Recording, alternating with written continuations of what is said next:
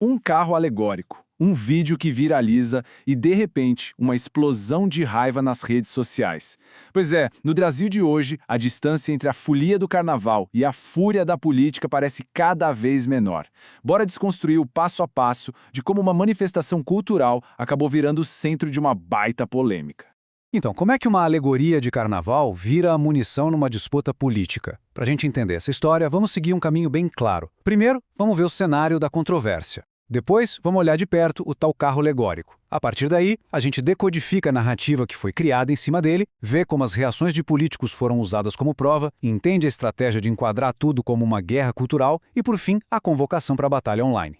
Bom, tudo começa lá no desfile da Escola de Samba Acadêmicos de Niterói, em 15 de fevereiro de 2026. O tema do desfile era uma homenagem ao ex-presidente Lula. E aqui vale lembrar uma coisa. O carnaval no Brasil sempre foi um espaço para sátira política, né? Mas com o clima polarizado que a gente vive, o jeito como essas críticas são feitas e recebidas mudou bastante. E a reação, claro, não demorou nadinha para aparecer. Um vídeo comentando o desfile já chegou estabelecendo o tom. A mensagem ali é direta. Esquece celebração, esquece crítica artística, a ideia é que aquilo foi um ataque direto, feito para gerar indignação na hora. Ok? Mas o que tinha de tão polêmico nesse carro alegórico? Vamos agora mergulhar nos detalhes que o vídeo de comentário usou para construir todo o seu argumento. Para começar, o nome da ala já dá o recado. Ala 22. Esse número 22 não tá aí à toa, né? Foi o número de urna do PL, o principal partido de oposição, nas eleições. Ou seja, a conexão política já estava ali, bem na cara. Mas o ponto central mesmo, o que gerou toda a discussão, foi essa imagem. Uma representação da família tradicional, com pai, mãe e filhos, socada dentro de uma lata, como se fosse um produto de supermercado.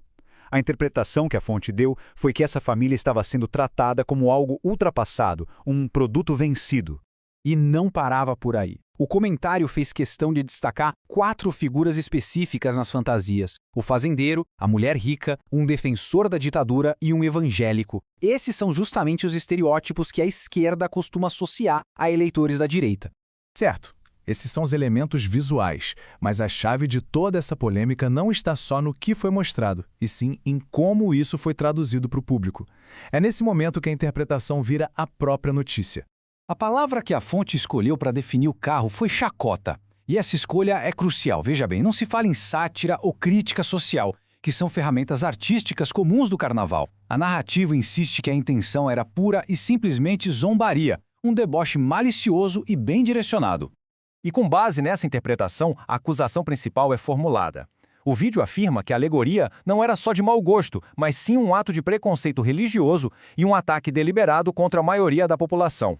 Para uma interpretação como essa ganhar força, ela precisa ser validada por alguém, certo? E nesse caso, a validação veio de nomes de peso no campo conservador. Aí o vídeo de comentário começa a mostrar posts e declarações dessas figuras políticas, todas condenando o desfile. Isso cria um efeito de amplificação, legitima a narrativa e mostra que a indignação não é de uma pessoa só, mas sim compartilhada por líderes importantes. E para adicionar ainda mais peso, a narrativa menciona que a controvérsia saiu das redes sociais e virou um caso político formal, com um pedido de investigação por parte de deputados. Isso eleva o tom da conversa de uma ofensa para um potencial crime. E então, para solidificar a ideia de um tratamento injusto, a fonte lança uma pergunta retórica no ar. Essa é uma ferramenta clássica para enquadrar um debate, forçando uma comparação e sugerindo que existe uma epicrosia no ar. E este slide ilustra perfeitamente o argumento central da fonte, a existência de um suposto duplo padrão. A alegação é que a mesma atitude, se fosse dirigida a um grupo diferente, teria uma recepção completamente oposta, sendo na hora chamada de crime de ódio.